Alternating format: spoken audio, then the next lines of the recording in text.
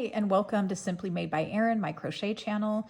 Today we're working on these cute plant sweaters. These are also known as plant cozies or plant pot covers. They're just little tiny crocheted covers that fit nicely around a plant pot. They add this cute detail. They make great gifts, really fast for market prep. They work up in no time. So the pattern calls for wool ease thick and quick. It's 2 strands held together. This is a size 6 super bulky yarn. This is the color Fisherman, which I use for the top of most of my planters. You can use any color you want. This is Cranberry and this is Kale. I do use 2 strands held together, and the reasoning is it makes these really strong, sturdy planters, and you can put whatever you want inside, any planter you want, and it holds its shape well. And they sit really nicely too. So I really like 2 strands held together on that. All you need is an L 8mm crochet hook, a tapestry needle to weave your ends in, a pair of scissors, and a flexible measuring tape if you want to check your gauge. The size isn't that important. You'll have a little bit of wiggle room as long as it's big enough to fit the plant that you choose.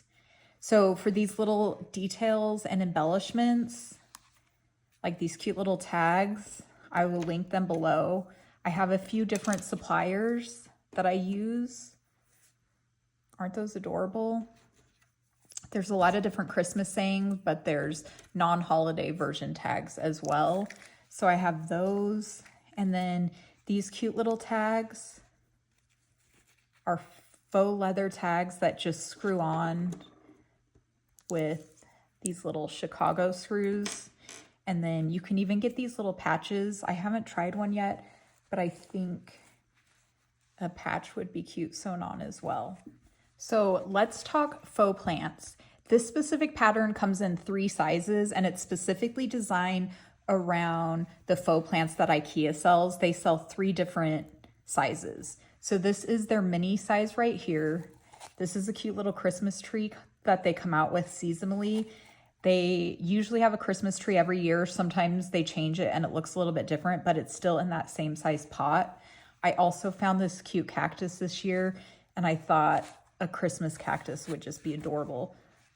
So that's what that one looks like. So that is what the size small looks like. They also have non-seasonal plants that they come out with, like succulents, in that same mini size. So that's the mini. This is what the size small looks in comparison. So this plant was also actually from Target, and it looks a little bit different than the IKEA plants. It's ceramic, I think. And this is what the IKEA size small plant looks like. Here's a non-seasonal succulent, but here's what the Christmas tree looks like. So the IKEA is a lot more affordable than Target, but if you don't have IKEA or you can't get it shipped to you, Target always comes up with little plants like this too, and it typically fits the size small in the pattern as well. And they usually come out with a few different sizes, so you might be able to use the size large as well. So you can see the size small, the base of it is just black. So I usually add the Spanish moss around the top, but you can see it just fits in that little cover perfectly. So that's the size small. And then the pattern also comes in a size large. Let me take that out. Here's what the large looks like. The large IKEA pot looks like this. I don't know if I'm going to be able to get this whole thing in the video. This is a really pretty poinsettia that they have. And it looks like that and fits nicely. This other design that I had in it, I actually got this from Target last year. I haven't been able to find it this year. I've been looking to see if they restock something similar, but the little planters from Target under the Threshold or Room Essentials line, this typically fits the size small planter, but I just put it in the large since the top of it was so big, and it looks nice in the large size as well. So check all your craft stores, Hobby Lobby, They all have similar size plants and trees that you can find to fit with most of these sizes. So I'm going to get all set up and we're going to work on the size small pattern today, and I'll give you notes on how to work the mini and the size large as well. Okay, so I'm out of the Christmas colors. I used cranberry and kale. So I'm going to use cilantro today. So again, 2 strands held together, and I do recommend 2 strands. If your gauge is a lot larger than mine, you could possibly get away with 1 strand. I know 2 strands is kind of difficult to work with if you're not used to it. 1 strand works, but it's not going to be as sturdy, and you might be able to see the shape of the planter inside if it has ridges or anything like that. So I really highly recommend you practice until you can get 2 strands down. So with the Woolies Thick and Quick, it doesn't tangle very much. So I pull from the outside and the inside of my skein. Okay, so you just need a tail long enough to weave your end in, and then you create a magic circle or a magic ring. So I just wrap it around my finger twice.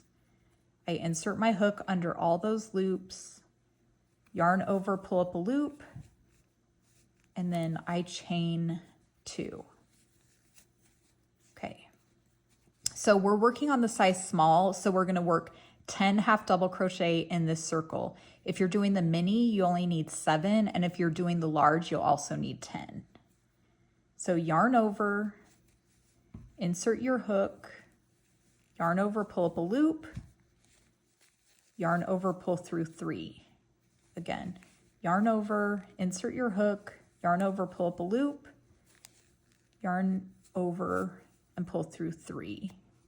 Okay, you do that for a total of 10. So 3, 4. Okay, so I have a total of 10. Now you want to pull that center closed. Pull really tight until it's fully closed. That first round, if you're not used to working with this thick yarn, is probably going to be your toughest, but it gets a lot easier from there. Okay, the beginning chains do not count as a stitch, so you want to find that first half double crochet and slip stitch in it to join the circle. So before I slip stitch, I always take the working yarn on my hook and I pull it kind of tight, and then I create that slip stitch. Okay, and now you're going to chain 1 and work 2 half double crochet all the way around. If you worked on the size mini, the base of it only has 14 half double crochet.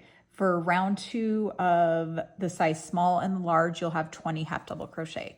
So now you'll just work 2 half double crochet in each stitch around.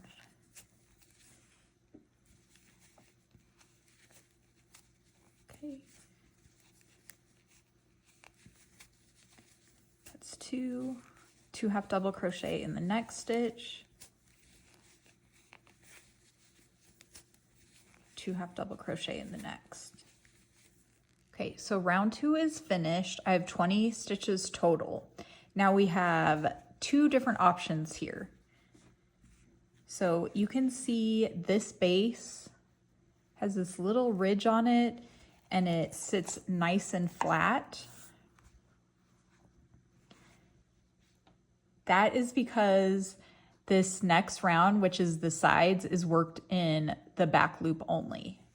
So you can do a back loop only, or you can see this one is rounded. That is worked under both loops. And it just gives a slight different look. So I'm going to show you how to work in the back loop only because I have a specific method I joined that last round with. But you can do either way you want. And if you look at the written patterns, I explain it a little bit more in detail. Okay, so if you're working under both loops for that rounded bottom, you would simply join in that beginning half double crochet with a slip stitch, just like we did in the last round. If you're doing the flatter bottom, working in back loops, you want to pull this loop up a little bit, and we are going to do what's called the no cut join method. So you take your hook, you insert it from the back to the front under the first half double crochet of that previous round. You put those loops on the hook and you pull it back towards the back. Okay, and then you pull it tight. It creates kind of this faux loop right here. Then you just chain one and you start round 3. So if you are working on the size large, it has one more increase round. So you would join with a slip stitch in round 2, and then you half double crochet in the first stitch, 2 half double crochet in the second stitch. Repeat that around for a total of 30 stitches, and then you start your sides, which is what we're working on now. Okay, so after you chain 1, we're gonna single crochet all the way around. So if you chose to work in both loops, you just do the single crochet under both loops, but we're gonna do the back loop only. So this is the top of a single crochet stitch. It looks like a V. This is the front loop, and this is the back loop. We're working under the back loop only. Okay. So insert your hook under that back loop, yarn over, pull up a loop, yarn over and pull through 2.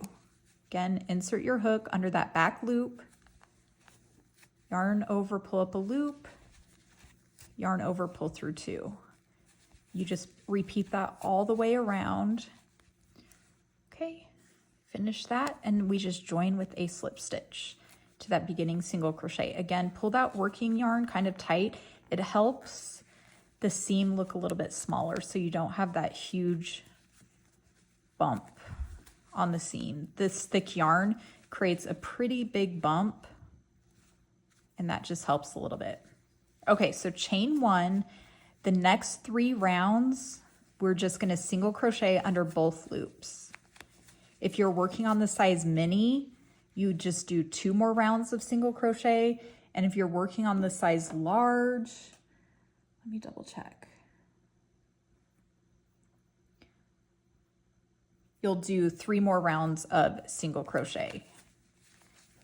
Okay, so once you're done with those rounds of single crochet, before you finish off that last round, meet me back here and I'll show you how we fasten off before that color change. Okay, so round 4 is complete.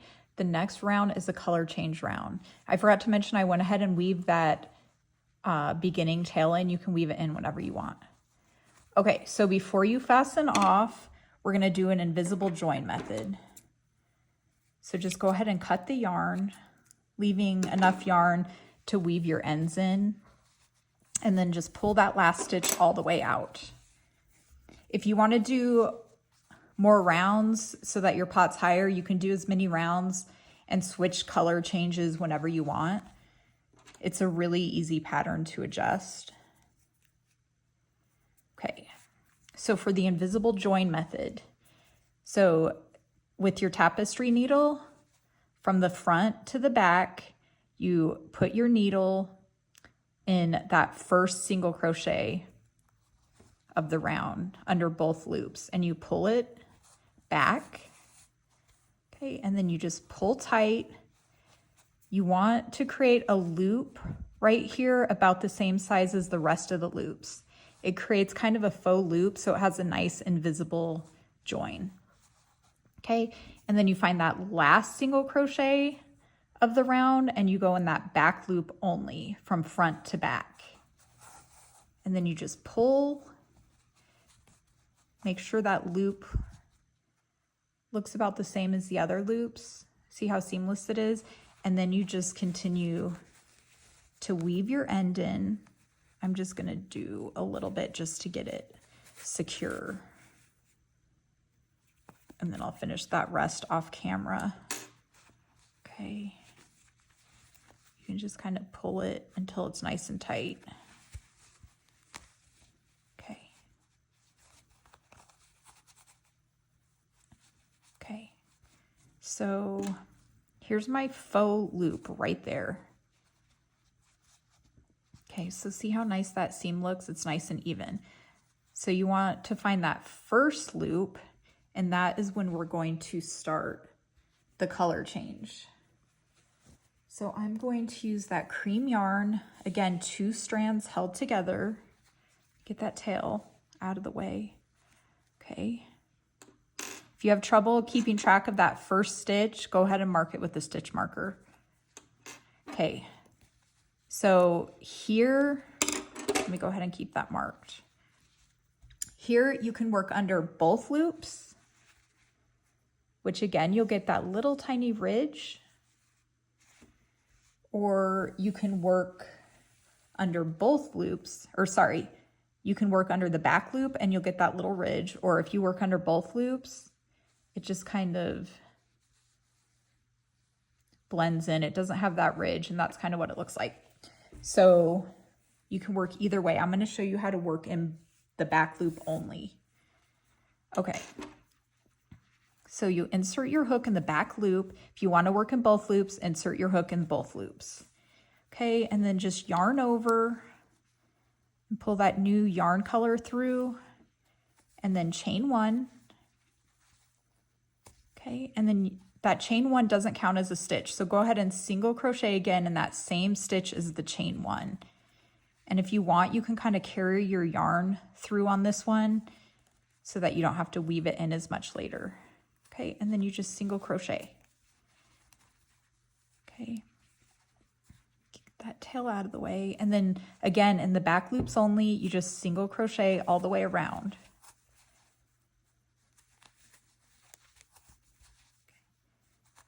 And for the size small, you'll have 20 stitches, the large you'll have 30, and 14 stitches for the size mini. Okay, so I finished that round.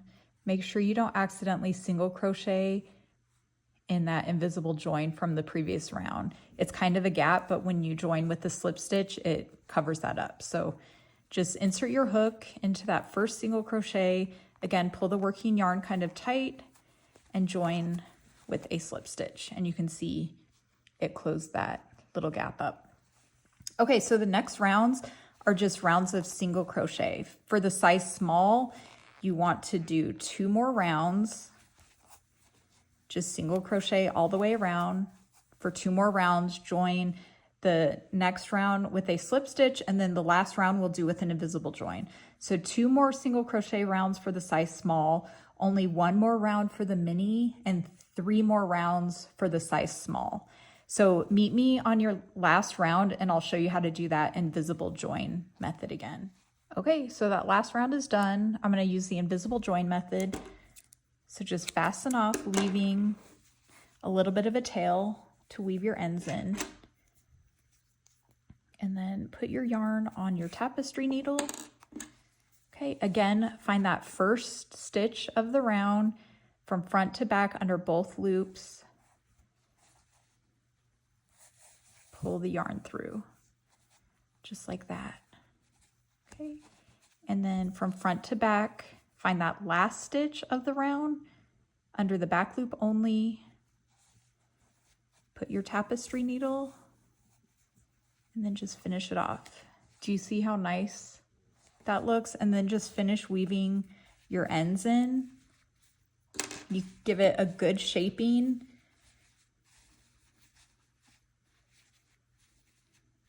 Make it nice and even and straight. And then if you're going to put a little tag on, you can add that now.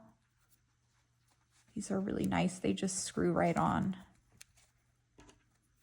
You can use your hand or little screwdriver.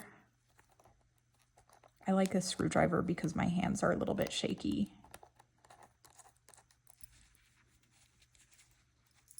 There's that. And then you just put your little plant in.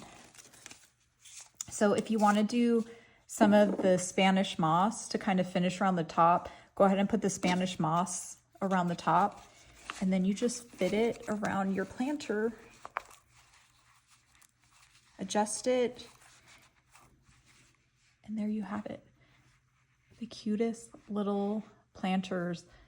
I love them for Christmas, but you can obviously do it year round using any colors you want.